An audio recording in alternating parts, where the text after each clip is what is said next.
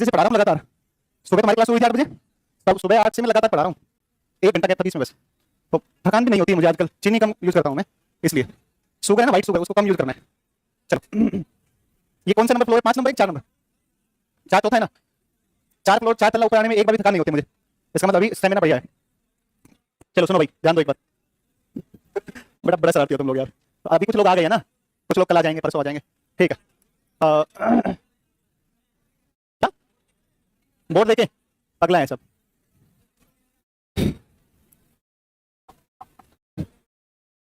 लगा दिया, पीडीएफ लगा दिया, जल्दी लगाओ भाई। और बताओ सब बढ़िया, सब ठीक ठाक? ठीक। सिकंदर गेट बंद कर दे सारे चारों तरफ से।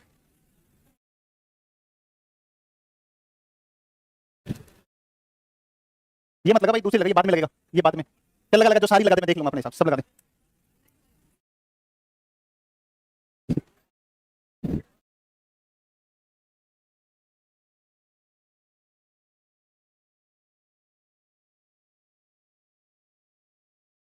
हाँ ये बोलो ए एन आर। अरे बोलो A N R, A N R. क्या बोला? ए ना, ए का मतलब होता है अराकू घाटी।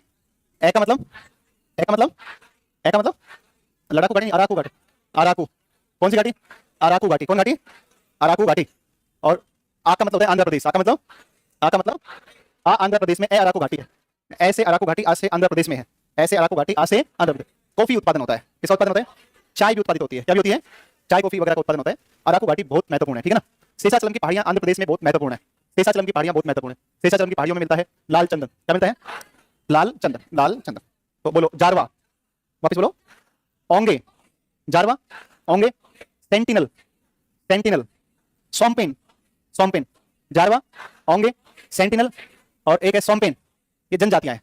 क्या है ये? अंडमान निकोबार। किसकी है? अंडमान निकोबार की है ना, अंडमान निकोबार एक द्वीपों का समूह है, उसका नाम है लिबरंथ। क्या नाम है? क्लास 11 के एनसीईआरटी में दे रखा है नाम, लिबरंथ और रीची। लिबरंथ और रीची, लिबरंथ और रीची है, लिबरंथ और रीची है। इन दोनों को आप थोड़ा सा भाई, अरे हीरो कहां गया? देखो एक का नाम है लिबरंथ, है लिबरंथ। क्या नाम है? और एक है रीची। कौन सा है? लिबरंथ है और कौन सा है? रीची। लिबरंथ और कौन है? रीची। लिबरंथ रीची द्वीप समूह है, द्वीपों का एक समूह है, जो कि कहां पर है? अंडमान निकोबार। ये एनसीईआरटी क्लास 11 में दिया हुआ है, समझ रहे हो बात को? अपने एनसीईआरटी ज्यादा कुछ पढ़ाते नहीं है, अपडेट कर देते हैं, एनसीईआरटी सारा का सारा पढ़ा देते हैं। तो लिबरंथ और रीची ये किससे संबंधित है? अंडमान निकोबार, अंडमान और निकोबार। सबको क्लियर है? अच्छा, इसके अलावा एक दो शब्द और हैं जो मैं बताऊंगा आपको। एक है थुंडी। क्या है? थुंडी, बोलो थुंडी, कदमत, थुंडी, कदमत, थुंडी और कदमत, थुंडी और, जो नहीं बोल रहे हैं वो बोलो, थुंडी और कदमत, थुंडी और, थुंडी और, ये थुंडी और कदमत जो है ना, ये ब्लू फ्लैग टैग मिला है। क्या मिला इनको? Blue flag tag. ब्लू, क्या मिला इनको? Blue flag tag. और ये प्रश्न पेपर में जरूर आएगा, है ना। एक है थुंडी, एक है कदमत, एक है थुंडी और एक है कदमत। इनको ब्लू फ्लैग टैग। क्या मिला? Blue flag tag, blue flag tag, blue flag tag, Thundi और कदमत, थुंडी और। 13 तट है। कितना है? 13। अभी हाल ही में थोड़ी दिन पहले वो मिला था एक को, उसका नाम था कोवलम। कौन सा था? तो ये थोड़ा सा ध्यान रखना। बंद है क्या? डर जा, अरे वो बंद है,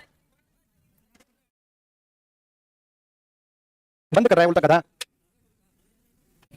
कॉल, एक मिनट, दे दो। क्या, क्या है जी? लोग क्या रहे बाबू? यार अच्छा, अभी नहीं, ऐसे इसको बंद कर। कल से टाइम जाना बता दिया, 1 मिनट लेट नहीं चलेगा। ऑफिस पीछे से गेट बंद कर लेगा, पीछे से गेट बंद कर ले, बंद कर दो सब। पेपर का टाइम बचा नहीं है, पेपर के बचे 2 महीना, समझे नहीं समझे? अब तुम लेट आओगे, माहौल खराब होता है ना। समस्या ये है, लोग आते रहते हैं, और सबसे बड़ी समस्या इस तरफ से है, जिधर लड़कियां आती है, सारे बच्चे डिस्टर्ब होते हैं। अब मजाक नहीं करो, सच में। वो क्या कर रहे हो? मैं जानता नहीं हूँ तुम्हें। तो अब सुनो आगे, ध्यान दो। आप टारगेट करके, जैसे अपना टेस्ट वाला था, प्रैक्टिस टेस्ट है ना, तो प्रैक्टिस टेस्ट हो गए अपने, वर्ल्ड के 250-300 क्वेश्चन हो गए। 3 से 4 क्लास और लगेंगे इस सप्ताह में, टेस्ट कंप्लीट दूसरा सब्जेक्ट जाएगा। अब आज कितनी तारीख है? 4। बिफोर 15 तारीख से पहले किसी भी हालत में ज्योग्राफी कंप्लीट करना है। सैटरडे संडे सब क्लास है, 6 तारीख का देख लेना। उसके अलावा बिना बताए 4:15 पे आना है, मतलब आना है, आना मतलब आना है। किसी की क्लास हो या नहीं, अपनी क्लास रहेगी विदाउट एनी ब्रेक। मेरी बात समझ में आ गई? तो ये बिल्कुल अच्छे से ध्यान रखना है, कोई छुट्टी नहीं। 15 तारीख तक तुम्हारा ये सब्जेक्ट कंप्लीट हो जाएगा। तक तुम जैसे ज्योग्राफी कंप्लीट होगा तो लगभग तुम मान के चलो कि 10 से 11 क्वेश्चन नोट्स में से आएंगे, इतना तो कंप्लीट होगा कम से कम। उससे तो फ्री हो जाएगा, साइड करो, दूसरे विषय पे आ जाओगे। तो ऐसे अगर टाइम खराब होता रहेगा तो कब तक अपना सिलेबस कंप्लीट होगा? और तुम ही गालियां निकालोगे, लिखित शिकायत तुम ही दोगे, लिख करके, फिर ढंग से नहीं पढ़ाया, लोगों की बात करता है, तुम ही कहोगे, समझे? तो इसलिए समय से कंप्लीट करना बहुत जरूरी है, ठीक है ना, बिना छुट्टी के।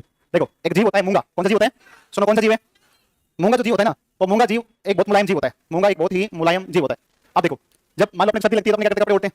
ऐसे मूंगा जब समुद्र की लहरों को सहन नहीं कर पाएगा तो मूंगा क्या करता है, जल से ही अपना भोजन ग्रहण करता है और फिर अपने भोजन ग्रहण करेगा, फिर रिलीज करेगा कैल्शियम कार्बोनेट। कैल्शियम कार्बोनेट छोड़ता छोड़ता छोड़ता छोड़ता अपने चारों तरफ कवर बना लेगा और एक कवर का निर्माण करेगा और उस कवर के अंदर चुपचाप बैठ रहेगा सिमट करके। तो लक्षद्वीप जो है वो मूंगा जीवों के द्वारा निर्मित है, जीव है मूंगा। कौन सा जीव है, मूंगा। अपनी सेफ्टी के लिए, अपनी सुरक्षा के लिए चारों तरफ कैल्शियम कार्बोनेट का क्या बनाता है, कवर बनाता है, कैल्शियम कार्बोनेट का कवर बनाएगा। भाई सब कैल्शियम कार्बोनेट का बड़े बड़े कवर बना लिया, आराम से उसमें अंदर पड़ा हुआ है, ठीक है। अब मूंगे, अब ऐसा है नहीं कि एक ही मूंगा रहेगा, मूंगा करोड़ों करोड़ों मूंगा होते हैं, जिसके स्थान पर मिलेंगे करोड़ों मूंगा मिलेंगे, सारे मूंगे मिल करके, सारे मूंगे मिल करके सब अपना अपना कवर बनाएंगे, अपने अपना घर बनाएंगे, अपने पड़े रहेंगे वहां पर नींद में।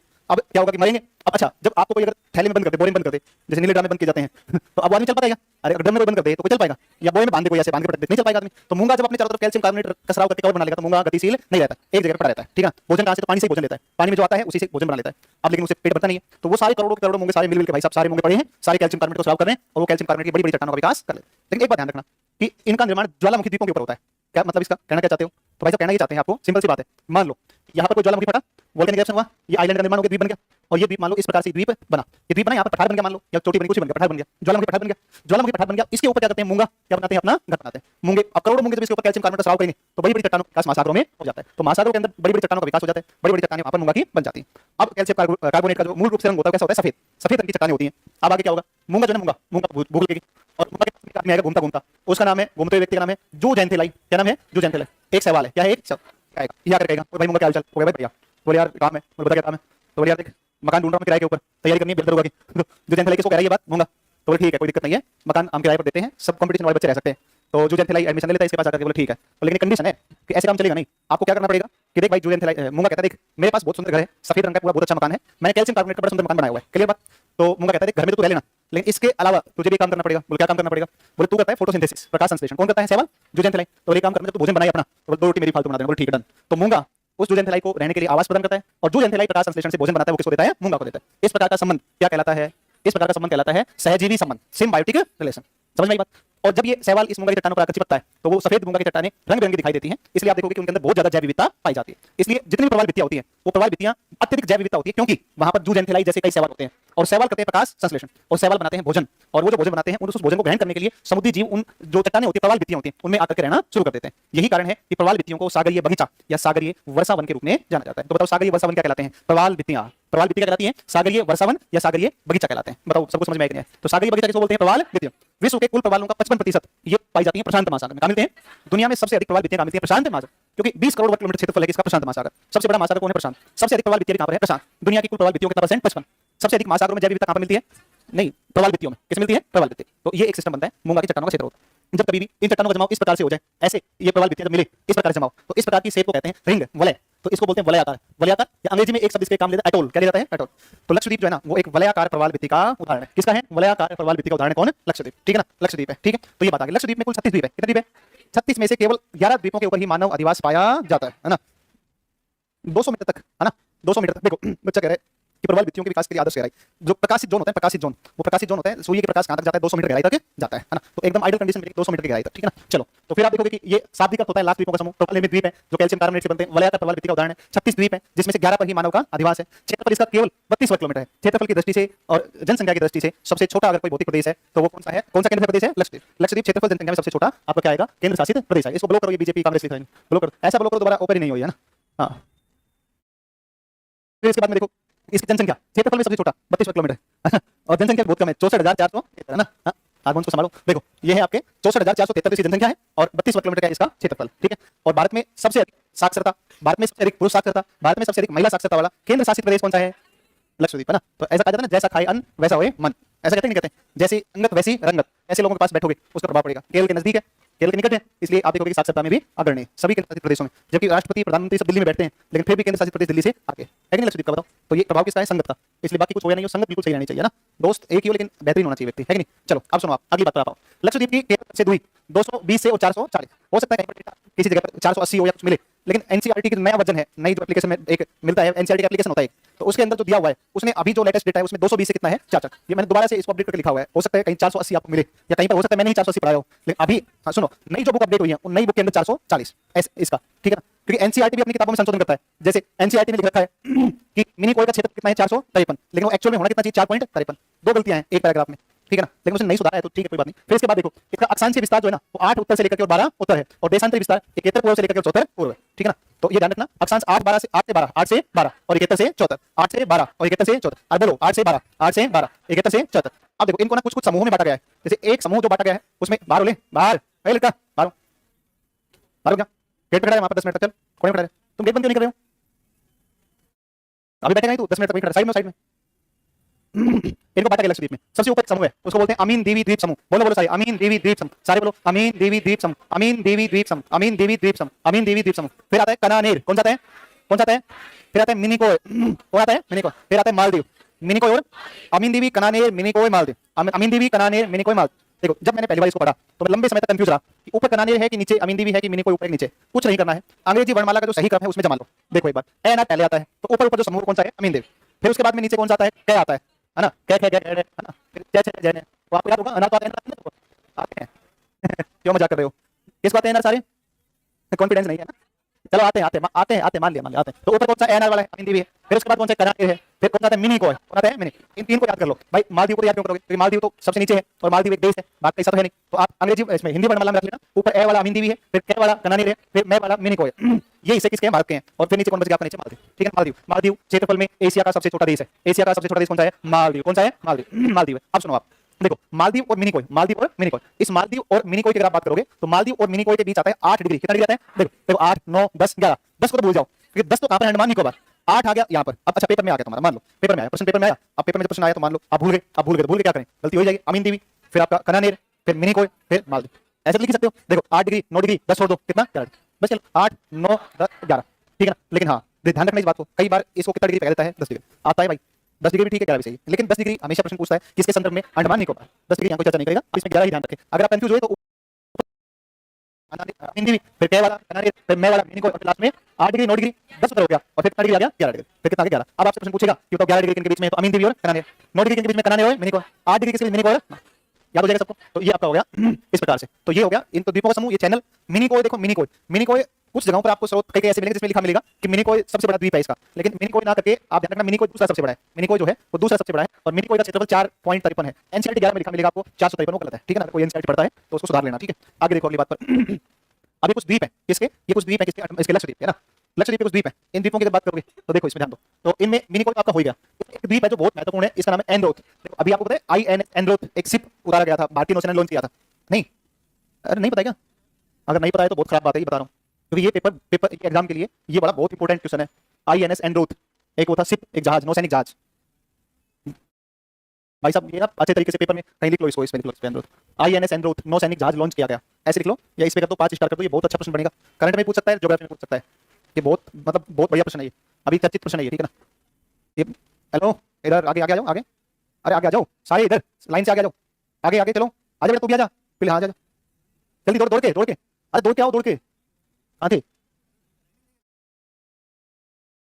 4-15, कल से 4-15, आज भी 4-15 ही होगा। आगे इधर आ जाओ, देख आ जा, इधर इधर इधर, अरे इधर इधर इधर, अरे इधर इधर इधर, कहाँ था मैं, आज पहली क्लास है, दूसरी क्लास है, 4:15 बजे टाइम है क्लास का, है ना। और नया कौन कौन है, कोई नया है क्या तुम्हें, वो तो नया नहीं ना, तू बैठ जा, इधर आ गया इधर, क्या है ये, इस पे आगे बॉय, लड़की तो नहीं लगा तो वैसे भी, चल लेट टाइम से गधा माल है क्या, फर्स्ट क्लास है आज तो, पहले बोल मैं कह रहा हूँ नया है क्या, चल बैठ जा, पुराना है ना तो पुराना, फिर लेट लेट की बात है, चल हाजी भाई। हमको मालूम था कि 4-15 क्लास है, लेकिन जानबूझ के आए कि मास्टर बिगाड़ क्या बिगाड़ेगा, है कितने सुंदर मुंह है, कितना बढ़िया अच्छा लगा, बिल्कुल फिट सही तेरा, लेट को आए, ग्रुप में नहीं है, ग्रुप में नहीं है, लड़की मेरे कितनी सुंदर कटिंग करवा रखी है, टाइम से नहीं आ सकता। नीचे बैठ जा, चलो बैठो, बैठ नीचे, अब नीचे बैठ जा, मार दूंगा मैं, नीचे बैठ, चलो नीचे बैठ जा जल्दी, आज दारू पूछो है, बैठ नीचे, बैठ नीचे, हाँ बस। एंड्रोथ बहुत इंपॉर्टेंट भाई, एंड्रोथ बहुत इंपॉर्टेंट है, एंड्रोथ बहुत इंपॉर्टेंट है, फिर कह रहा हूं दोबारा कान खोलो, कान खोलो ढंग से, कान दिमाग सब खोलो ढंग से। आईएनएस एंड्रोथ शिप भारतीय नौसेना के द्वारा हाल ही में लॉन्च किया गया था। आईएनएस एंड्रोथ याद रखना है। एंड्रोथ द्वीप लक्षद्वीप का सबसे बड़ा द्वीप है। लक्षद्वीप का सबसे बड़ा द्वीप कौन सा है, एंड्रोथ। कौन सा है, एंड्रोथ। एक द्वीप और पता है बित्रा, कौन सा द्वीप पता है, लक्षद्वीप का सबसे छोटा द्वीप कौन सा है, बित्रा है। भाई सुनो एक बार सारे, द्वीप का नाम बोलो कौन सा है, बित्रा, बोलो सारे, कौन सा द्वीप है, बित्रा, ये सबसे छोटा है, बित्रा लक्षद्वीप का सबसे छोटा है। एंड्रोथ, एंड्रोथ लक्षद्वीप का सबसे बड़ा है। मिनिकोय लक्षद्वीप का दूसरा सबसे बड़ा है, मिनिकोय दूसरा सबसे बड़ा है। भाई एक द्वीप पड़ता है, इसका नाम है अगाती, कौन सा द्वीप पड़ता है, कौन सा है, कौन सा है, इसके ऊपर एक हवाई अड्डा है, इसके ऊपर एक हवाई अड्डा, बहुत सुंदर हवाई अड्डा है, छोटा सा एयरपोर्ट है। एक है पिटली, कौन सा है?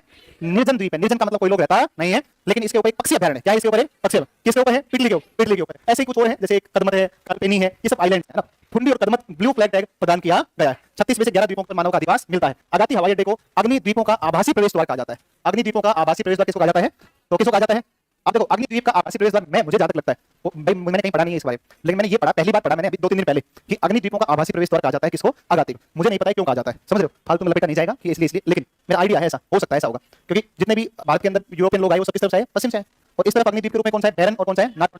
हो सकता है उसके संदर्भ में कहा गया, या फिर हो सकता है कुछ प्रकार की वनस्पति यहाँ पर पाई जाती होगी, कुछ ना कुछ ऐसा होगा जिसकी वजह से कहा जाता है। तो ये ध्यान रखना आप फिर भी कि इसको अग्निद्वीपों का आभासी प्रवेश द्वार किसे कहा जाता है? अगाती को। ठीक है, चलिए इसके बाद चलते हैं अगली बात के ऊपर। तो ये अंडमान निकोबार और पढ़ लेते हैं। लक्षद्वीप हो गया, लक्षद्वीप में ज्यादा नहीं, इतना ही लक्षद्वीप में। सैलानियों का स्वर्ग किसको कहा जाता है? लक्षद्वीप। ठीक है ना। टूरिज्म का विकास हुआ है, टूरिज्म विकसित हुआ है इसके ऊपर, और साक्षरता में आगे है। और भारत में सबसे ज्यादा, अगर हम सभी राज्यों और केंद्र शासित प्रदेशों को एक साथ ले आए, 28 राज्य और 8 केंद्र शासित प्रदेश, 36 के 36 अगर देखें, तो वन आवरण प्रतिशत के मामले में सबसे पहला स्थान किसका है? लक्षद्वीप। वन आवरण क्षेत्रफल नहीं, वन आवरण क्षेत्रफल प्रतिशत, वन आवरण कुल भूमि का कितने %, तो ये ध्यान रखना। और सभी केंद्र शासित प्रदेशों में सबसे अधिक जो साक्षरता है वो भी किसकी है? लक्षद्वीप की है। ये कुछ महत्वपूर्ण द्वीप किसके हैं? लक्षद्वीप। टुंडी कदमत बहुत महत्वपूर्ण है, पेपर में पूछे जा सकते हैं। अब आते हैं अंडमान और निकोबार। बंगाल की खाड़ी में 572 द्वीपों का एक समूह है। कितने द्वीपों का है? अंडमान निकोबार 572 द्वीपों का समूह है, जिसकी लोकेशन या जिसकी अवस्थिति कहां पर है? जिसकी लोकेशन है बंगाल की खाड़ी। बंगाल की खाड़ी में 572 कितने द्वीप हैं? 572। ये द्वीप वास्तव में एक पर्वत है, और ये भी कैसा पर्वत है? वलित पर्वत। कैसा पर्वत है? देखो लफड़ा क्या हुआ, इधर से स्थिति ये बनी कि ये मान लो कि अपना जो है यहाँ पर हमारा पूरा क्या है? मलाया द्वीप है, मलेशिया, सिंगापुर, थाईलैंड वगैरह पड़ता है इधर। इस तरफ क्या पड़ती है? भारतीय प्लेट पड़ती है। इधर से जब अपन चलते हैं तो यहाँ से आपका ये वाला जो पड़ेगा, ये जो है ये वाला इस तरीके से, ये वाला ये अफ्रीका है। ये क्या है? अफ्रीका। अफ्रीका से भारतीय प्लेट टूटी, भारतीय प्लेट टूट करके इस तरफ गई, जाकर के टकराई यूएसएन प्लेट से, टक्कर मारी, तो यहाँ पर कौन बना? हिमालय। हिमालय बन गया। अब ये प्लेट जो ये भारतीय प्लेट, ये वाला हिस्सा इससे टकराया, इससे टकरा ऐसे घूमा, तो ये भारतीय प्लेट यहाँ पर पड़ता है तुम्हारा म्यांमार, जिसको कहा जाता है बर्मा। तो जब ये भारतीय प्लेट टकराई किसके साथ? बर्मा प्लेट के साथ, तो यह प्लेट किसके नीचे चली गई? बर्मा प्लेट के नीचे। और जब इन दोनों प्लेटों की आपस में टक्कर हुई तो यहाँ पर एक पर्वत बना, और इस पर्वत की चोटियां जो कि बंगाल की खाड़ी में पानी से बाहर आई, वही चोटियां हमें द्वीपों के रूप में दिखाई देती हैं। और उन्हीं द्वीपों को हम कहते हैं क्या? उन्हीं को कहते हैं, उन्हीं को कहते हैं अंडमान निकोबार। मेरी बात समझ में? तो देखो वो पर्वत बना, वलित पर्वत। अगर यहाँ पर पानी नहीं होता तो हम कहते जैसे हिमालय बना, ऐसे हम कहते भाई ये तो पहाड़ है, पर्वत है, वलित पर्वत कहते। तो वलित पर्वत तो अब भी है ये, लेकिन ये वलित पर्वत ऐसा है जो पानी में डूबा हुआ है। चोटियां जो बाहर निकली, अब भाई चोटियां सारी तो बाहर नहीं निकल रही हैं, कई जगहों पर बाहर निकल रहा है, जहां जहां बाहर निकल रहा है उसको हम कहते हैं अंडमान निकोबार। 572 द्वीप। कितने द्वीप है? ज्यादा है, लेकिन एनसीईआरटी 572 लिखता है। अंडमान निकोबार का जो प्रशासन है वो तो ज्यादा बताता है, लेकिन चलो कोई बात नहीं, अपने तो एनसीईआरटी के मान लेंगे 572। अब ये शुरू जहां से होता है, तो वो शुरू होता है आपका, ये शुरू होता है 6 डिग्री 45। भाई बात की शुरुआत कहां से होती है? अंडमान निकोबार। तो 6:45 से शुरू होता है और ये जाता है 14 डिग्री तक, 14 डिग्री तक जाता है। और देशांतर बाढ़ में से लेकर कितना है? 94। तो अक्षांश है 6:45 से 14 डिग्री, और ये है बाढ़ में से लेकर कितना है? 94। बाढ़ में से कितना है? 94। बताओ बात समझ में आई कि नहीं आई? और कुछ तो पहले पढ़ा होगा। अब सुनो, पर्वत जो सागरों में डूबे होते हैं, पर्वत जो सागरों में डूबे होते हैं, उन्हें भौगोलिक शब्दावली उनके लिए काम लेते हैं कटक। क्या लेते हैं? समझ में बात? ऐसे पर्वत जो पानी में डूबे हैं उनको क्या बोलते हैं? कटक। स्थल के ऊपर भी कई बार छोटी पहाड़ियों को कटक कह दिया जाता है, जैसे दिल्ली कटक। अरवली पहाड़ियों क्या बोलते हैं? दिल्ली कटक। तो कटक पहाड़ के लिए काम लिया जाता है, लेकिन सामान्यतः पर्वत वे पर्वत जो पानी में डूबे हैं उनको कटक कहते हैं। ठीक है, तो भाई साहब ये जो कटक है तो ये पानी में डूबा हुआ है अंडमान निकोबार, तो ये भी कटक ही है। ये भी क्या है? ये कटक है। और चूंकि ये 90 डिग्री देशांतर के सहारे फैला हुआ है, इस वजह से इसका नाम पड़ता है 90 डिग्री पूर्वी कटक। तो ध्यान रखना, 90 डिग्री पूर्वी कटक कौन है? अंडमान निकोबार। कौन है अंडमान निकोबार? बताओ समझ में आई कि नहीं आई बात? अरे आगे सब कुछ समझ में? पक्का आगे समझ में? झूठ तो नहीं बोल रहे हो? आगे ना समझ में? चलो बहुत बढ़िया, बड़े समझदार बच्चे हो। तो ये देखो मैंने बनाया हुआ है, बंगाल खाड़ी में पर्वत डूब गया और ऊपर जो निकला हुआ है इसको बोलते हैं अंडमान निकोबार। ठीक है, अब चलते हैं आगे, अब चलते हैं आगे। अब सुनो भाई, लिखना पड़ेगा। बोलो उत्तर दक्षिण, उत्तर दक्षिण। अच्छा, उत्तर दक्षिण के मध्य में कौन होगा? मध्य में मत होगा, इसमें कौन? क्या बोला? एक आ गया उत्तर, बोलो कौन आ गया? मध्य दक्षिण, उत्तर मध्य दक्षिण, उत्तर मध्य, उत्तर मध्य दक्षिण। ये हो गया आपका उत्तरी ना। अभी कैसे अंडमान आएगा? बोलो मध्य, उत्तर मध्य दक्षिण, उत्तर मध्य दक्षिण, उत्तर मध्य, उत्तरी मध्य दक्षिणी, उत्तरी मध्य दक्षिण। फिर बोलो छोटा कार, छोटा बड़ा, छोटा कार, छोटा बड़ा, छोटा कार, छोटा बड़ा। 7 नाम। कितने नाम हो गए? 7 हो गए ना? 4 तो हो गए, छोटा कार छोटा बड़ा, और 3 हो गए उत्तर मध्य दक्षिण। अब 7 सीक्वेंस में बोलो। देखो उत्तरी, सुनो सुनो सुनो सुनो, सबसे ऊपर कौन हुआ? उसके बाद उसके बाद उसके बाद उसके बाद छोटा बड़ा, उत्तर मध्य दक्षिण छोटा कार छोटा बड़ा, उत्तर मध्य दक्षिण छोटा कार छोटा बड़ा, उत्तर मध्य दक्षिण छोटा कार छोटा बड़ा, उत्तर मध्य दक्षिण छोटा कार छोटा बड़ा। सुनो ध्यान दो, हम यहाँ बनाते हैं छोटा, फिर इसके बाद में कौन बनाते हैं? छोटे को लिटिल भी कहते हैं। क्या कहते हैं? फिर कार, बोलो कार, छोटा बड़ा। तो ये आपने लिखा छोटा या लिटिल, छोटा या लिटिल, छोटा या लिटिल, लिटिल। अच्छा कार के साथ बताओ, कार का होता है बार, कार का होता है, कार का होता है, फिर एक होता है लिटिल या छोटा, लिटिल कहते हो या फिर छोटा, एक ही बात। लिटिल को छोटा भी कहते हैं, बड़ा को बड़ा भी कहते हैं, और इसको ग्रेट, तो इसको बोलते हैं ग्रेट या फिर इसको बोलते हैं बड़ा। ग्रेट या फिर क्या बोलते हैं? बड़ा, ग्रेट या बड़ा। सुनो भाई सुनो, द्वीपों का आपको श्रृंखला याद होगी। ऊपर एक कोको, कौन सा है? कौन भाई? Coco, Coco. नीचे है सुमात्रा, कौन सा है? इंडोनेशिया का है। किसका है? इंडोनेशिया का सबसे बड़ा द्वीप कौन सा है? ये किसका है? म्यांमार। किसका है? म्यांमार। इंडोनेशिया, दुनिया में सर्वाधिक मुस्लिम आबादी वाला कंट्री कौन सा है? इंडोनेशिया। ये प्रश्न आ सकता है क्योंकि जैसे आएगा कि दुनिया में सबसे अधिक मुस्लिम आबादी किस देश में निवास करती है, तो देखो सामान्यतः दिमाग में आएगा कि यार या तो सऊदी अरब होगा, ईरान होगा, इराक होगा, ये दिमाग में आएगा, स्वाभाविक प्रश्न है ये। और ऑप्शन में रहेगा कौन सा? इंडोनेशिया। तो वहां बड़ी गलती हो जाएगी, अपने इंडोनेशिया को छोड़ देंगे क्योंकि अपने दिमाग में मन में आएगा कि ऐसा भाव आएगा कि इंडोनेशिया द्वीपों का है, यहाँ का आबादी ज्यादा होगी, लेकिन दुनिया में सर्वाधिक मुस्लिम आबादी किस देश की है? इंडोनेशिया। इंडोनेशिया के दो बड़े द्वीप, एक द्वीप नाम है सुमात्रा, इसके बगल में जावा। सुमात्रा के बगल में भाई साहब जावा दुनिया का सर्वाधिक जनसंख्या घनत्व वाला द्वीप है। दुनिया में सर्वाधिक जनसंख्या घनत्व वाला द्वीप कौन सा है? जावा। दुनिया में सर्वाधिक जनसंख्या घनत्व का द्वीप कौन सा है? जावा। मुंबई जिन जिन द्वीपों के ऊपर बसा हुआ है उनमें एक महत्वपूर्ण द्वीप है सालसेट। कौन सा है?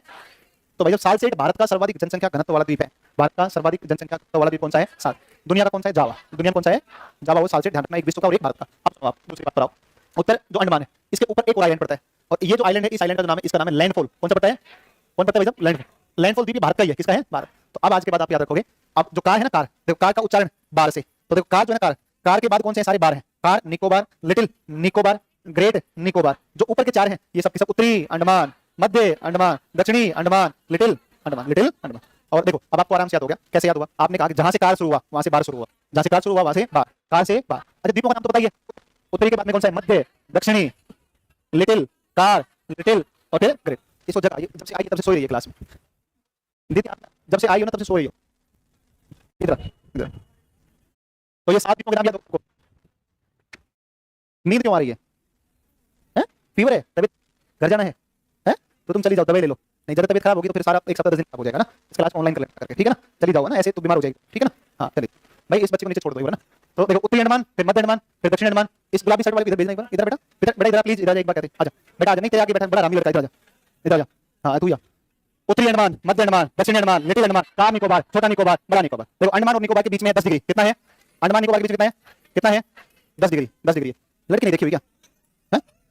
क्या लगा बेटा? सिस्टर है तो सिस्टर होती है ना, चेहरे पे खुशी नहीं होती। मुझे सिखा रहा है क्या? जिस स्कूल में पढ़ता है वहाँ प्रिंसिपल है अभी, पता? तो अरे मैं कैसे मारूं इसके? हाँ सही हो, सही हो। इतना क्यों करते हैं? हो गया? ऐसे कैसे हो गया? ऐसे कैसे हो गया? इधर बैठ, इधर बैठ। अरे इधर बैठ, भैया इसको लात मारो इसके पीछे। देखो पढ़ने का टाइम, पढ़ने का भी बहुत मतलब कीमती समय है। ऐसे देख रहा है, मुंह फाड़ रहा है। देखो 10 डिग्री अंडमान निकोबार को अलग करता है। ये प्रश्न तो पेपर में आएगा ना, तो सारे बच्चे सही करके आएंगे कि अंडमान निकोबार को अलग करता है 10 डिग्री। इसमें कोई शाबाशी नहीं है। अगर आप करिए तो आप बिल्कुल खुश मत होना, मान के चलना ये सबका सही है। मुश्किल प्रश्न यही आता है कि अंडमान 10 डिग्री चैनल किन दो द्वीपों के बीच स्थित है। बहुत सुन लो भाई, मेरी सुन लो, ये बहुत कंफ्यूजन क्रिएट करेगा। दूसरा जो मुश्किल प्रश्न आता है वो यार डंकन पास। 10 डिग्री के ठीक ऊपर डंकन है। 10 के ठीक पर कौन सा है? Duncan pass. Duncan pass. अब आप चूंकि केजीएफ में पढ़कर गए तो आपको बड़ा फायदा क्या मिलेगा यहाँ पढ़ने का। सुनो, आपके सामने प्रश्न आ गया डंकन पास किन दो द्वीपों के बीच में। मुझे भी याद नहीं है, जब भी मुझे प्रश्न करना होता है तो मैं उसी अप्रोच को काम में लेता हूँ। देख पगला कैसे फोन में बावला हुआ है। जा जा जा, उधर बैठा क्या? क्या हो गया? अच्छा टाइम बैठा, क्या दिक्कत है? लत मारी पीछे से? नहीं तो बैठ जा, बैठ जा। तो सुनो जा, अरे चला जा जा भाई, तू भी जा, इसका मन नहीं लगेगा। मार मार इसे, मार गधे के, दो उड़ा के जा रहे। तो आप इस बात को एक बार मान लिया कि प्रश्न आ गया डंकन पास किन दो द्वीपों के बीच में। अब हम सारे लोग एक बार इमेजिनेशन करते हैं कि आप एग्जाम हॉल में बैठे हैं, डंकन पास किस दो द्वीप के बीच में, इसकी लोकेशन ये आपसे पूछा गया।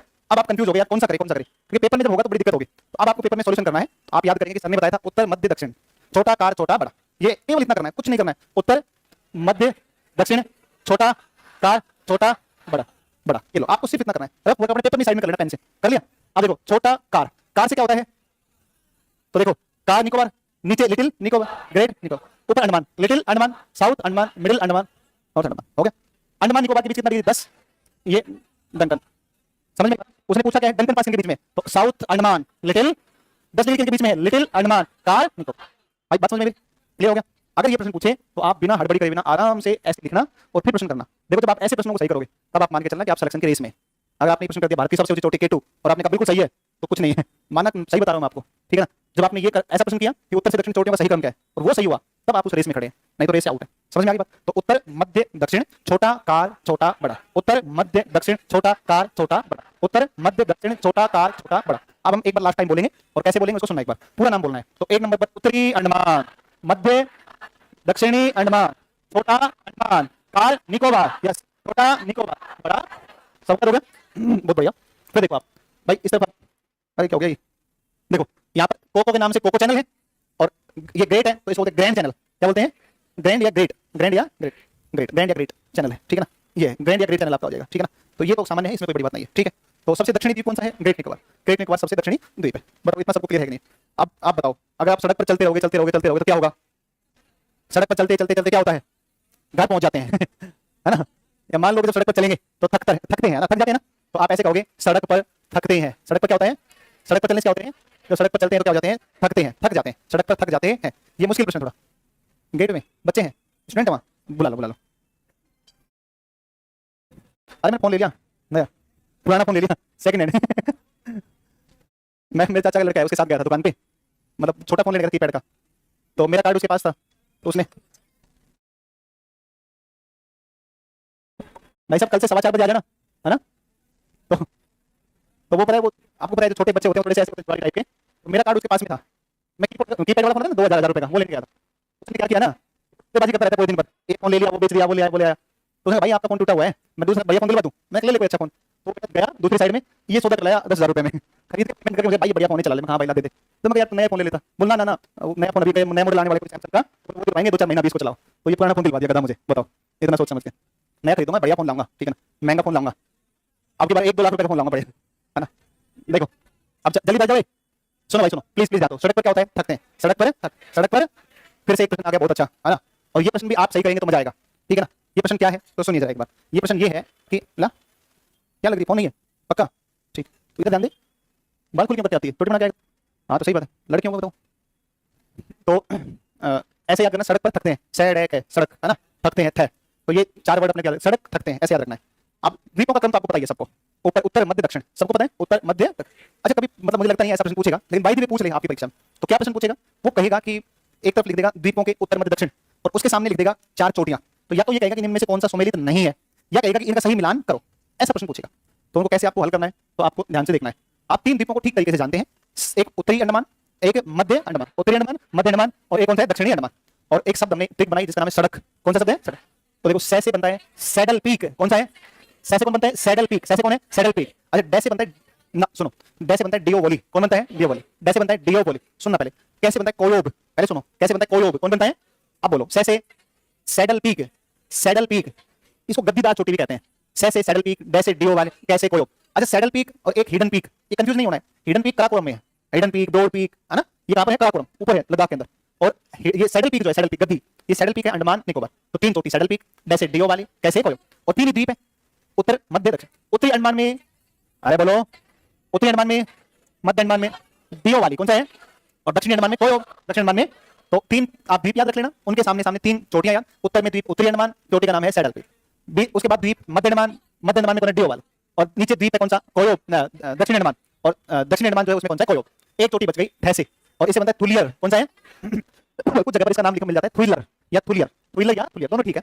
तो एक चोटी बच गई बस खाली, थुइलर या थुलियर। थुलियर चोटी बची है, उसको उठा के सबसे नीचे कर दो, सबसे नीचे है ग्रेट निकोबार, सबसे नीचे। सर जी आप तो गुलरी के फूल हो गए थे, बहुत इंतजार करना पड़ा, ऐसा थोड़ी ना है, मैं तो 3 दिन से पढ़ा रहा हूँ, मैं ही पढ़ा रहा हूँ। गुलरी का फूल क्या होता है? गुले का फूल कैसा होता है? दिखता ही नहीं है, अच्छा ऐसा पड़ेगा, अच्छा ना ना ऐसा नहीं है, आपने तो लगातार पढ़ा, ऐसा नहीं है ना। चलो तो आप देखो इसमें द्वीपों के आप क्रम याद रख लेंगे, सैडल पीक, डियोवोली, कोयोब और थुइलर। थुइलर को सबसे नीचे मतलब ग्रेट निकोबार, थुइलर सबसे नीचे, ग्रेट निकोबार, ग्रेट निकोबार। 2 समूह है, एक समूह का नाम अंडमान, एक समूह का नाम निकोबार, एक समूह अंडमान, एक समूह निकोबार, एक समूह, एक समूह, एक समूह अंडमान, एक समूह। क्लियर? कौन अलग करता है? 10 डिग्री, कौन अलग करेगा? भाई सुनो ध्यान दो एक बार, सारे अंडमान निकोबार में सबसे ऊंची चोटी सैडल पीक है, सारे अंडमान निकोबार में सबसे ऊंची चोटी सैडल पीक, गद्दीदार 738 कितना मीटर? 700 700 700। कौन है? Saddle peak. कौन सी है? बेटा बेटा पढ़ ले पढ़ ले पढ़ ले, बात मत कर, मुंह छिपा रहे, दांतों निकाल दे दोनों, गधे बिगड़ेल। तो 738 सैडल पीक, 738 सैडल पीक कहां पर है? उत्तरी अंडमान। कहां पर है? उत्तरी अंडमान। पूरे अंडमान निकोबार के सबसे ऊंचे, अंडमान निकोबार में दूसरी सबसे ऊंची, अच्छा सबसे ऊंची सबसे ऊपर, दूसरी सबसे ऊंची सबसे नीचे, सिंपल है। सबसे ऊपर सैडल पीक, सबसे नीचे थुलियर, सबसे नीचे थुलियर। ग्रेट निकोबार में किसमें है? सही बात है, ग्रेट निकोबार में कौन सा? Mount Thuillier. लेकिन जो अंडमान निकोबार 642 वो भी याद हो जाता है, लाइए पकड़ा पकड़ा 642 है ना, 6 में से 2 गया तो 4, 6 में से 2 गया तो 4, 4 में से 2 गया तो 2। थुलियर जो चोटी है ना वो 6 4 2, 6 4 2, ये सबसे अच्छा। जो अंडमान निकोबार समूह की सबसे ऊंची है, दूसरी सबसे ऊंची है, माउंट थुलियर पूरे अंडमान निकोबार की दूसरी, वह दूसरी सबसे ऊंची चोटी निकोबार समूह में सबसे ऊंची। मेरी बात समझे? पूरे अंडमान निकोबार में सबसे ऊंची सैडल पीक, सैडल पीक पूरे अंडमान निकोबार में दूसरी सबसे ऊंची थुलियर, जो माउंट थुलियर पूरे निकोबार की दूसरी है वह निकोबार की सबसे ऊंची, निकोबार की सबसे ऊंची। आगे बात समझ में? तो इन चोटियों का क्रम भी आपको याद रखना है, चोटियों का क्रम भी आपको याद रखना है, ठीक है ना?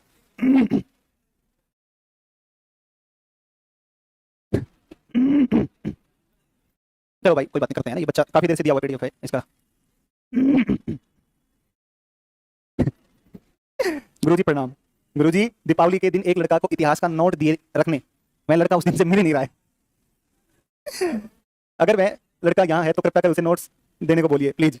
एक बात बताओ, आप आपके अपने नोट्स हैं, आप अपने नोट्स किसी को क्यों देते हो? सुनो सुनो सुनो सुनो सुनो, ये तो आपके नोट्स हैं। आपको बताओ, मेरे साथ भी बहुत भयानक ट्रेजेडी हुई है।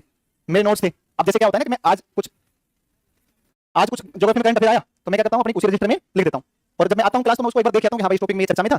अब सौभाग्य से मुझे एंड्रोथ याद आ गया, आईएनएस वाला अपडेट किया हुआ था नोट्स में। यहाँ वो मेरी कॉपी उड़ा दी, मेरी खुद की कॉपी उड़ा दी। मैं पढ़ाने के लिए ऊपर ले गया था उस कॉपी को स्टूडियो के अंदर। अब भाई गलती से छूट भी जाता है।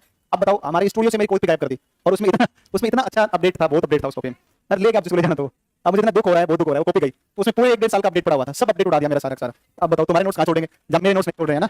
अरे ना रखा, नहीं रखा, नहीं उड़ा दिया। चोरों की कोई कमी नहीं दुनिया में, इसलिए मैं परिवार को यहाँ नहीं लाता हूँ। देखो आगे, देखो इधर ध्यान दो, ये सब लिखा हुआ है ना, ये सब लिखा हुआ है। अरे देखो आगे, एक चित्र बहुत बढ़िया चित्र है। इस चित्र में बहुत सारी चीजें सीखने की है ना। आप जानते हैं आजाद हिंद फौज की स्थापना रास बिहारी बोस किसने करी? चाचा थे नेताजी सुभाष चंद्र बोस के, जापान में स्थापना करी थी ना, और आजाद हिंद फौज की स्थापना करी। आप सोचो एक बार, क्या व्यक्ति रहा होगा?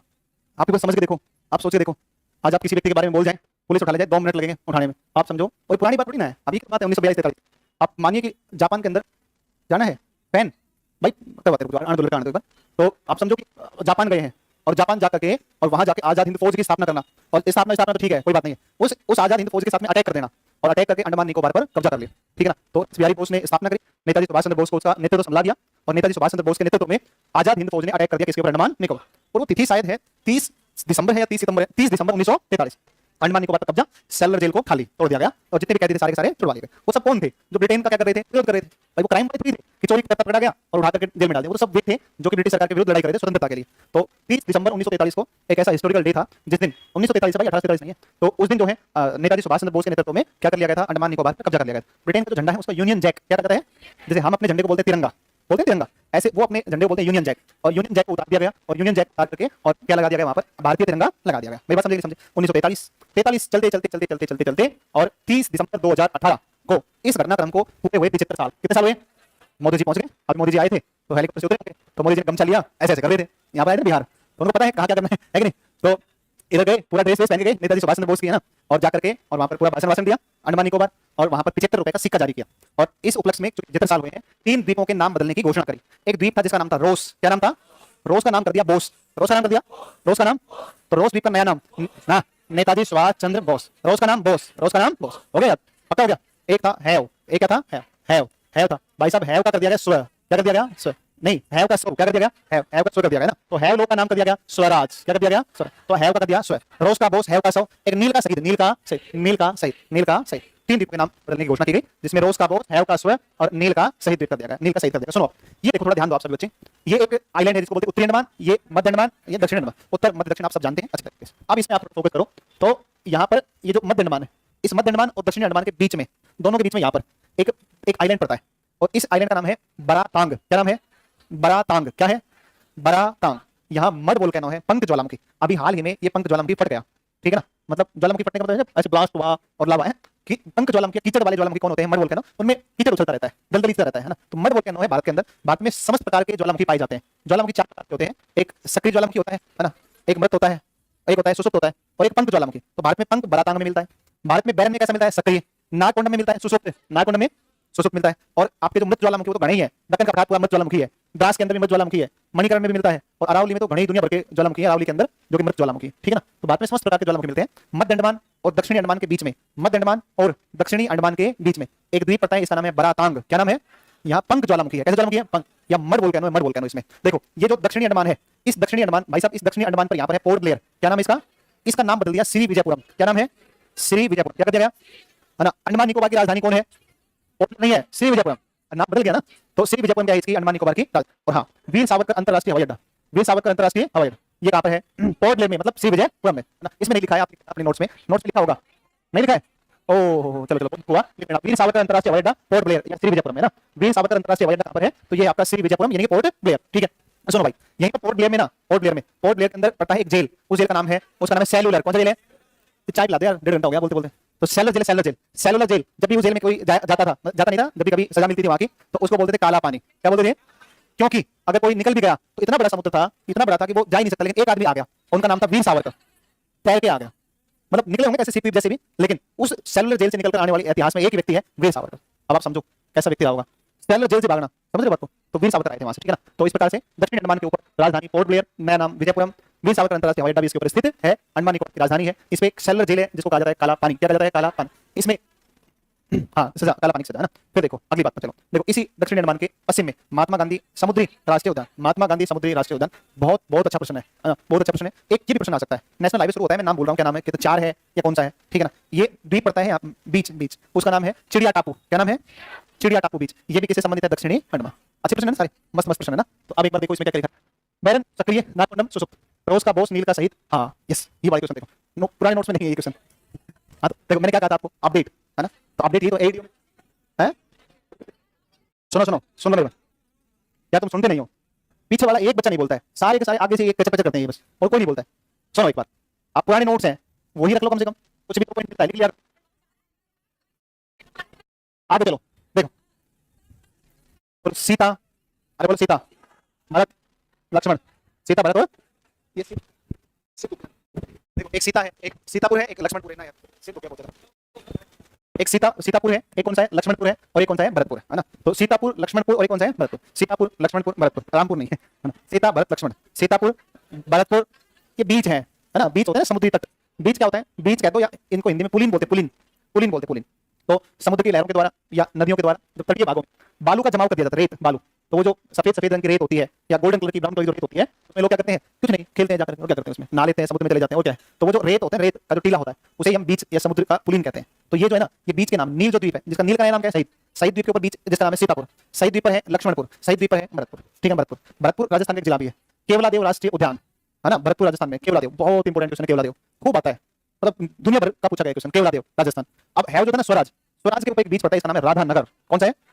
इसको याद मत करना, इसको रट लेना, याद नहीं करना है, रट लेना, भयानक रट लेना है। राधानगर बीच अंडमान निकोबार में, राधानगर बीच। और अंडमान निकोबार में कहां पे है? एवलोक या स्वराज, एवलोक या स्वराज, ध्यान रखना। राधानगर बीच कौन सा बीच है? बोलो सारे, राधानगर कौन सा है? राधानगर कौन सा है? राधानगर कौन सा है? किस पर है? स्वराज। किस पर है? स्वराज। राधानगर कहां है? स्वराज, राधानगर, राधानगर, राधानगर। एक दर्रा है उसका नाम है एलिफेंटा, कौन सा है? श्रीलंका में है। कहां पर है? एलिफेंटा की गुफाएं महाराष्ट्र, एलिफेंटा जलप्रपात मेघालय, एलिफेंटा जलप्रपात, एलिफेंटा बीच अंडमान निकोबार। आई समझ में? क्या समझ में आया? कुछ नहीं आया समझ में। एलिफेंटा दर्रा कहां भैया? श्रीलंका। हो गया? और भाई साहब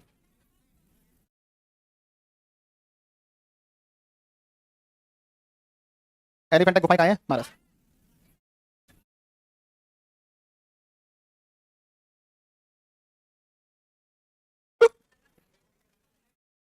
ठीक है ना? हाँ बंजी ब्रांड भी है क्या? ऐसा है मतलब? हाँ बिल्कुल होगा, मैं देख लूँ एक बार, एक सेकंड, अगर ऐसा है तो उसको लिख देंगे यहाँ।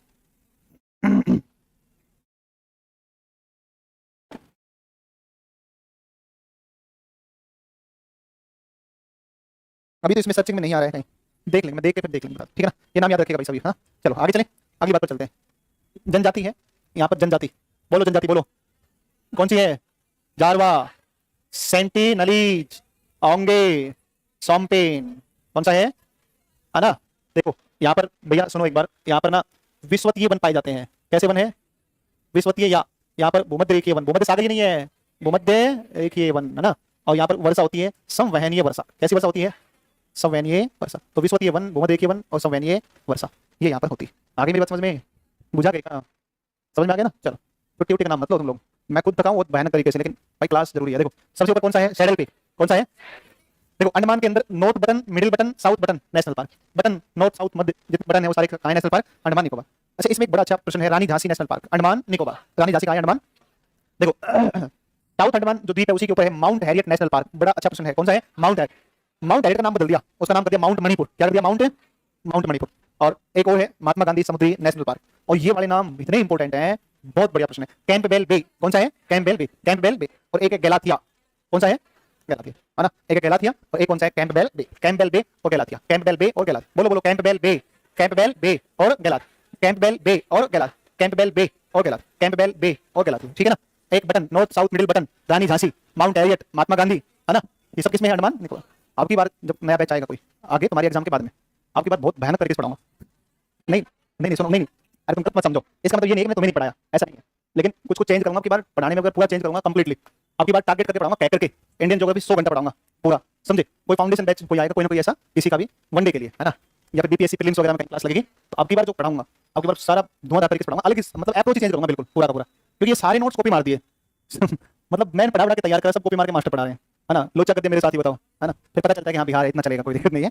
आपके बार अप्रोच को चेंज करेंगे, आपके बार इतना हिस्ट्री को लिंक करेंगे, हिस्ट्री को, जैसे बहुत सारी चीजें मुझे लगता है कि अगर थोड़ा सा चेंज कर देना हल्का सा, तो मजा आ जाएगा बच्चों को पढ़ने में, है ना, मतलब ऐसा करेंगे कि पेपर का 30% कंटेंट उसी नोट्स में से आ जाए, जैसे 15% 20% तो ज्योग्राफी मान लो कहीं भी आता है, जैसे बीपीएससी में 100 नंबर का पेपर हुआ मान लो, तो उसमें से 18-20% ज्योग्राफी के होते हैं, 15-16 17 क्वेश्चन होते हैं। अब मैं चाहता हूँ वो संख्या है ना, उसको बढ़ा करके 25-30 पे ले जाऊँ उसको, ऐसे मास्टर नोट्स तैयार करेंगे, एकदम कोशिश करो इस बार निकल जाए तुम्हारा, समझ रहे हो ना, इस बार क्रैक कर दो पेपर बढ़िया तरीके से, इस बार हो जाएगा तब बात बने यार, है ना, आगे तो देखा जाएगा क्या होगा पता नहीं। चलिए हो गया कंप्लीट, है ना, अंडमान निकोबार जनजाति वगैरह आप देख लेना, ठीक है ना। अब हम चलते हैं इसी के अंदर, अच्छा द्वीप समूह हो गया, हिमालय हो गया, उत्तर का मैदान हो गया, तटीय मैदान हो गया, थार मरुस्थल हो गया, द्वीप समूह हो गए, भारत का सामान्य परिचय हो गया, 40% ज्योग्राफी हो गया तुम्हारा। अब प्रायद्वीपीय भारत हो रहा है, उसको शुरू करते हैं और कल फिर उसको कंप्लीट करते हैं। प्रायद्वीपीय भारत को बड़ा है थोड़ा सा, प्रायद्वीपीय भारत तो बड़ा टॉपिक हुआ ना।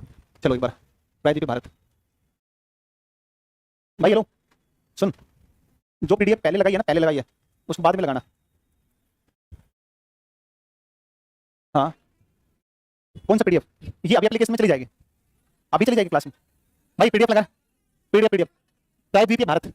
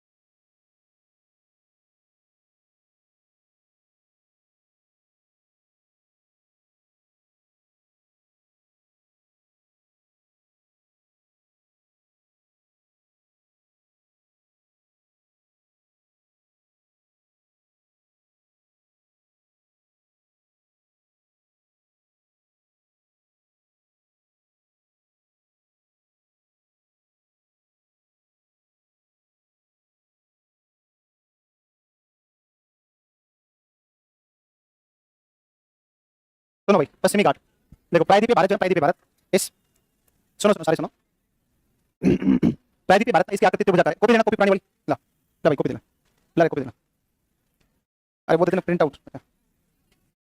अच्छा ओहो अच्छा अच्छा, सुनो भाई सुनो, बात पर ध्यान दो सारे, प्रायद्वीपीय भारत पढ़ते हैं ना,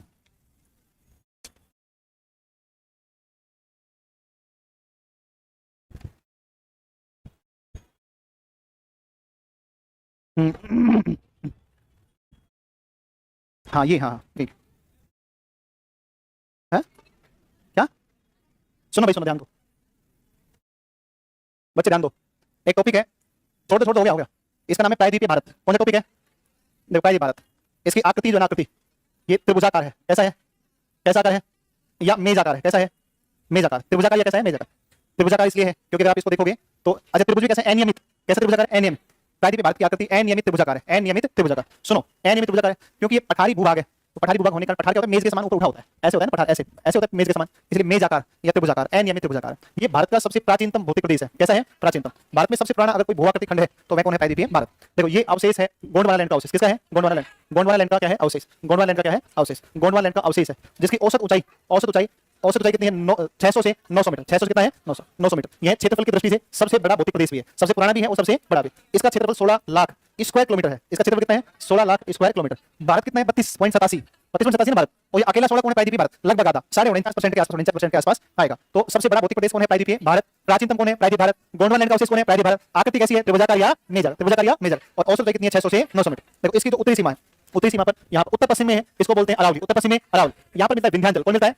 विंध्याचल पर्वत उत्तर और दक्षिण भारत की सीमा भी बनाता है। फिर इसकी पश्चिमी सीमा पर पश्चिमी घाट, पूर्वी सीमा पर पूर्वी घाट, उत्तर पूर्वी सीमा के ऊपर राजमहल की पहाड़ियां, कौन सी पहाड़ियां हैं? राजमहल की पहाड़ियां। इस प्रायद्वीपीय भारत का ही एक हिस्सा है और प्रायद्वीपीय भारत का एक हिस्सा है जिसको बोलते हैं मेघालय का पठार। कौन पठार है? मेघा। और एक और है कार्बी एनलॉन्ग का पठार। देखो हुआ क्या, मेघालय का पठार प्रायद्वीपीय भारत का हिस्सा है, लेकिन कुछ टेक्टोनिक एक्टिविटी हुई, मतलब भूगर्भीय क्रियाएं हुई, और कुछ भूगर्भीय क्रियाओं की वजह से मेघालय का पठार और देखो ये जो राजमहल है ना, ये छोटा नागपुर पठार के ऊपर है। राजमहल की पहाड़ियां किस पर है? छोटा नागपुर। तो इस छोटा नागपुर और मेघालय के बीच का भाग टूट कर नीचे रस गया और जब ये यहाँ पर भ्रंश बन गया तो इस भ्रंश के ऊपर गंगा आई और इधर से कौन आई? ब्रह्मपुत्र। गंगा ब्रह्मपुत्र ने जो राजमहल की पहाड़ियां और गारो पहाड़ियां थी, इनके बीच जो भ्रंश था, उस भ्रंश में क्या कर दिया? अवसादीकरण। और उस भ्रंश में वैसा अवसादीकरण हुआ तो वो गैप भर गया, उसे हम राजमहल गारो गैप या उसको मालदा भ्रंश के नाम से जानते हैं। मालदा भ्रंश के नाम से जानते हैं। पहली बात समझ में आई कि नहीं? तो राजमहल गारो गैप के द्वारा या मालदा भ्रंश के द्वारा मेघालय का पठार छोटा नागपुर के पठार से क्या होता है? अलग। देखो मेघालय ये बगल में कार्बी एनलॉन्ग, कौन सा है? कार्बी एन। भाई सब कार्बी एनलॉन्ग बहुत इंपॉर्टेंट है। कार्बी एनलॉन्ग पठार पर उत्तरी कछार की पहाड़ियां हैं। इस क्षेत्र में कछारी साम्राज्य का शासन हुआ करता था। कौन सा साम्राज्य था? एक जगह पर दीमापुर, नागालैंड। दीमापुर नागालैंड का सबसे बड़ा शहर है। नागालैंड की वाणिज्यिक राजधानी कौन है? दीमापुर है। और इस दीमापुर के अंदर कछारी साम्राज्य के खंडहर पाए जाते हैं। तो ये जो उत्तरी कछारी पठार जो है, पहाड़ियां हैं, कार्बी एनलॉन्ग पठार जो पड़ता है, ये सारा हिस्सा वास्तव में किसका पार्ट है? प्रायद्वीपीय भारत का। इसको तीन भागों में हम बांटते हैं। इसको तीन भागों में कैसे वर्गीकृत करते हैं? तो देखो तीन भागों में ऐसे वर्गीकृत करते हैं। प्रायद्वीपीय भारत को बांटते हैं तीन भाग में, और प्रायद्वीपीय भारत को तीन भाग में बांटेंगे तो प्रायद्वीपीय भारत तीन भाग में ऐसे बटेगा। एक को बोलते हैं केंद्रीय उच्च भूमि, या इसको बोलते हैं मध्यवर्ती उच्च भूमि, है ना? केंद्रीय उच्च भूमि है ना, केंद्रीय उच्च भूमि है। दूसरा जो पार्ट है वो है दक्कन का पठार। भारत का सबसे ऊंचा पठार कौन सा है? अच्छा, लद्दाख का पठार। मैं दक्कन पढ़ा रहा हूँ, दक्कन का पठार। मेरे जाओ यार, खत्म बच्चों की यही पहचान होती है। देखो आगे, मेघालय का पठार कौन बता रहे हैं? भारत का सबसे ऊंचा पठार लद्दाख पठार है, ठीक है ना? और भारत का सबसे बड़ा जो पठार है क्षेत्रफल में वो दक्कन का पठार, ठीक है ना? ऐसा है। मेघालय एवं कार्बी एनलॉन्ग का पठार, मेघालय एवं कार्बी एनलॉन्ग का पठार, कार्बी एनलॉन्ग का पठार, मेघालय और कार्बी एनलॉन्ग का पठार। देखो भाई सब सुनो आगे, ये देखो मध्यवर्ती उच्च भूमि, ये यहाँ से पड़ता है तुम्हारा। ये कौन है? मध्य प्रदेश। कौन सा है? मध्य प्रदेश। चाय पी लो एक बार, चाय पी लो, पढ़ाते 10-15 मिनट। हाँ बता, नोट्स क्या करना है? चाहिए नोट्स? भाई नोट्स दे दो इसको, इसके नोट्स हैं ना, लड़के के नोट्स नहीं ना। एक बात बताओ भाई साहब, आप मुझे पानी की प्यास नहीं लगेगी? मुझे पानी ला दिया करो यार, 2 घंटा हो गया प्यासा पढ़वा रहे हो तुम लोग यार। ले, मुंह लटका रही है, ऐसे कुछ लिखना नहीं है। पढ़ता है ये, पढ़ाई करता है, बहुत सारी चीज लिख रखी है इसने। हाँ बहुत बढ़िया, देख लिया। ले बस ये ले बावड़ी, ले भाई ले रही और मांगे फिर नहीं, ले ले यार। तुम्हारा कोर्स खत्म हो जाएगा ना, दरोगा वन का जो बैच मैंने पढ़ाया था उस क्लास में जो मन लगा था, जो मन लगा था, है ना? खूब पढ़ाए थे ना? हाँ बहुत पढ़ाया था, जम के पढ़ाया था।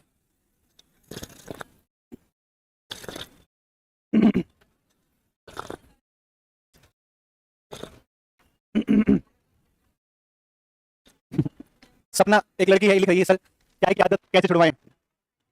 ऐसे थोड़ी होता है। एक लड़का ना हनुमान जी का बहुत बड़ा भक्त था, कहानी सुन लो। नहीं सुनोगे? तो वो डेली ना हनुमान जी की पूजा करता था। तो एक दिन क्या हुआ कि नदी पार करके जाना था मंदिर में, तो एक नदी में बाढ़ आ गई, लेकिन लड़का तो बहुत बड़ा भक्त था, तो वो नदी में तैर के और फिर गया हनुमान जी के पास। हनुमान जी ने सोचा यार लड़का तो बहुत कमाल का है, बाढ़ आई हुई है उसके बावजूद भी ये मतलब मेरी पूजा करने आया है। तो हनुमान जी प्रकट हो गए, बोले बेटा ऐसे बहुत खुश हुआ, तो बता क्या वरदान मांगता है? तो वो लड़का बोला बाबा कुछ नहीं मांगता, ब्याह करवा दो बस खाली। तो बाबा बोले तू चाहे दुनिया में कुछ भी मांग ले वो दे दूंगा, ब्याह तो मेरा ही नहीं हुआ। वो लड़की जो है कह रही सर चाय छुड़वाने की आदत बताओ, मेरे खुद नहीं छूट रही, बताओ मैं कहाँ से चाय छुड़वा दूं, बताओ है कि नहीं? आगे देखो सुनो भाई, आपको याद करना है, बोलो मालवा का पठार, बुंदेलखंड का पठार, बघेलखंड का पठार, छोटा नागपुर का पठार, दंडकारण्य का पठार। अब मैं इस डायग्राम में बनाता हूँ, तुम लोग सारे लोग इसको देखो ध्यान से। देखो ये जो इलाका है ना, ये वाला इलाका, ये वाला इलाका पड़ता है राजस्थान है। ये यहाँ पे एक जिला पड़ता है राजस्थान का कोटा, ठीक है? इधर एक जिला पड़ता है जिसका नाम है बारां। क्या नाम है? बारां। क्या नाम है? बारां जो जिला पड़ता है यहाँ रामगढ़ क्रेटर है। कौन क्रेटर है? रामगढ़ क्रेटर। कौन सा क्रेटर है? हल्के मत लेना इसको, रामगढ़ क्रेटर। कौन सा है? Ramgarh crater, Ramgarh crater. ये बारां पड़ता है, बारां राजस्थान के अंदर, और ये पठार है मालवा का पठार। कौन पठार है? ये वाला इलाका एमपी है, ये राजस्थान है। राजस्थान एमपी के अंदर फैला हुआ ये पठार, इसको बोलते हैं मालवा का, कौन सा है? मालवा का पठार, मालवा का पठार। जो मालवा का पठार है ना, इसको राजस्थान में हाड़ौती का पठार कहते हैं। कौन सा कहते हैं? हाड़ौती का पठार कहते हैं। कौन सा पठार? मालवा पठार को हाड़ौती का पठार कहते हैं। मालवा पठार को राजस्थान में क्या कहते हैं? क्रिटेशियस काल की लावा चट्टानें हैं। कैसी चट्टानें हैं? क्रिटेशियस काल की लावा चट्टान काले रंग की होती है। लावा चट्टानों के ऊपर जब भी कोई ऐसा प्रोसेस होगा जिसमें चट्टान टूटेगी, फूटेगी, कटेगी, तो जो अवसाद होगा, जो मिट्टी बनेगी, मैं बताऊं लाल मिट्टी होगी, काली मिट्टी होगी? काली मिट्टी में खेती कपास। मालवा क्षेत्र 30 फसल के उत्पादन के लिए प्रसिद्ध है, कपास। इसके लिए इधर संतरे भी बहुत होते हैं। इस मालवा के पठार पर देखो यहाँ से पड़ता है विंध्याचल। कौन सा पड़ता है? ये कौन सा विंध्याचल? भाई साहब यहाँ पर है अरावली। कौन है? बताओ मालवा पठार का विस्तार किन पर्वतों के बीच? अरावली और विंध्याचल। अरावली और दोनों यहाँ पर मिलते हैं, इधर से अरावली, इधर से विंध्याचल। और यहाँ पर पड़ता है सवाई माधोपुर। कौन पड़ता है? टाइगर रिजर्व है रणथंभौर, राष्ट्रीय उद्यान है और रणथंभौर टाइगर रिजर्व भी है। तो रणथंभौर जो है सवाई माधोपुर में, जहाँ अरावली का विंध्याचल से क्या होता है, मिलन होता है। आगे बात समझ में? अरे भाई कुछ समझ में आया? तो ये मालवा का पठार है। इस तरफ आप चलोगे तो यहाँ पे एक पठार मिलता है, इसका नाम है बुंदेलखंड। कौन सा पठार है? देखो ये ऊपर यूपी नीचे एमपी, मध्य प्रदेश और उत्तर प्रदेश में फैला है, जिसका नाम है बुंदेलखंड का पठार। बुंदेल एक जाति थी, बुंदेल शासक हुआ करते थे और बुंदेलों के नाम पर ही इसका नाम क्या पड़ा है, बुंदेलखंड का पठार। तो बुंदेलखंड का पठार पड़ता है यूपी एमपी। अब देखो इधर विंध्याचल से नदी निकलती है, इसका नाम है चंबल। कौन सी है? चंबल। चंबल चंबल में मिलती है, इसका नाम है चित्रा, काली सिंध, पार्वती। इधर जाती है, इसको बोलते हैं सिंध, बेतवा और सिंध, बेतवा और बुंदेलखंड से बेतवा की नदियां बहती हैं। बुंदेलखंड अर्ध शुष्क क्षेत्र है। बुंदेलखंड की जो काले उसका ग्रेनाइट नीच चट्टानें हैं बुंदेलखंड में, उन चट्टानों के टूटने फूटने से लाल पीली मिट्टी का विकास हुआ है। कैसी मिट्टी है? यहाँ काली है, लाल पीली मिट्टी है। यहाँ पर विंध्याचल के क्षेत्र में मिलता है रीवा पन्ना पठार। कौन सा पठार है? पन्ना का पठारी जो भाग है उसमें हीरे मिलते हैं। क्या मिलते हैं? हीरे मिलते हैं। इधर एक पठार पड़ता है, इसका नाम है बघेलखंड का पठार। कौन पठार? बघेलखंड का पठार। एमपी छत्तीसगढ़, एमपी देखो एमपी बगल में छत्तीसगढ़, छत्तीसगढ़ के इधर उड़ीसा, उड़ीसा और छत्तीसगढ़ में एक पठार है, इसको बोलते हैं दंडकारण्य का पठार। कौन पठार है? दंडकारण्य। अरण्य, अरण्य का मतलब वन, सघन वन पाए जाते हैं। एमपी सॉरी छत्तीसगढ़ उड़ीसा, छत्तीसगढ़ उड़ीसा में एक पठार है, छत्तीसगढ़ उड़ीसा में पठार का नाम है दंडकारण्य। कौन पठार है? भाई दंडकारण्य का पठार सघन वनों का क्षेत्र है, अत्यधिक नक्सल प्रभावित है, सघन वन पाए जाते हैं, नक्सलवाद से बहुत ज्यादा प्रभावित। दंडकारण्य के पठार को उड़ीसा में कालाहांडी कहते हैं। क्या कहते हैं? दंडकारण्य के पठार को उड़ीसा में कालाहांडी कहते हैं, जबकि छत्तीसगढ़ में बस्तर पठार के नाम जानते हैं। कौन सा पठार है? छत्तीसगढ़ में बस्तर। सर जब से ज्योग्राफी पढ़ रहा हूं तब से कुछ जगह है जहां जाके खुदाई करने का मन करता है। पेपर दे ले चुपचाप आदमी निकल। छत्तीसगढ़ में दंडकारण्य कहते हैं बस्तर, छत्तीसगढ़ में, उड़ीसा में कालाहांडी। क्या कहते हैं? कालाहांडी में बोक्साइट। क्या मिलता है? कालाहांडी में बोक्साइट। और बस्तर में मिलता है टिन। क्या मिलता है? दंडकारण्य से एक नदी बहती है, उसका नाम है इंद्रावती। बोलो इंद्रावती। कौन है? इंद्रावती। कौन नदी है? गोदावरी की सहायक है। किसकी सहायक है? इंद्रावती किसकी सहायक? जो नहीं बोल रहे हैं ना वो ये ना मान के चले कि उनका सिलेक्शन हो जाएगा, है ना, ध्यान रखना। तो नहीं बोल रहे हैं ये ना मानकर चले कि उनका सिलेक्शन होगा। नहीं तो ये मानकर चलें सिलेक्शन नहीं होगा, देख लेना, ये मान के चलेना अभी से सिलेक्शन नहीं होगा। जो नहीं बोल रहे हैं बता रहा हूँ मैं पहले, क्या कह रहे हैं? तो बोलना है ना। तो इंद्रावती क्या है? जो नहीं बोलना है, बोलना है बस, है ना। तो दंडकारण्य से बहती इंद्रावती, इंद्रावती का भाव क्षेत्र है, और गोदावरी की क्या है? सहायक। और इंद्रावती के ऊपर एक जलप्रपात इसका नाम है चित्रकोट। चित्रकोट कौन सा है? चित्रकोट है, चित्रकोट, है ना, छत्तीसगढ़ में, ठीक है ना। कल पढ़ेंगे छोटा नागपुर, ठीक है, चलो, है ना। चलो शायरी कल सुनाएंगे। थक गए ना?